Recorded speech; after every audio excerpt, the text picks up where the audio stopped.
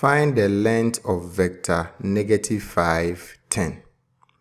This is a multiple choice question, and so we will solve the question, and after that we will pick the correct option. We are going to find the length of this vector. If you have a vector, let's say vector A, and it has the components x, y, the length of this vector, or the magnitude of this vector, is equal to square root of the square of the x component plus the square of the y component. So if we apply that here, then the length of this vector, or the magnitude of this vector, is equal to square root of the square of the x component.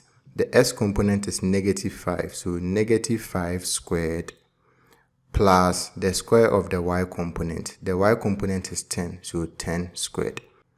This will give us square root of -5 squared is 25, 10 squared is 100, and this is equal to square root of 125. When we reduce square root of 125 to its simplest form, we are going to have 5 root 5. So the length of this vector is 5 root 5. When we look through the options, we can see that the correct option is C.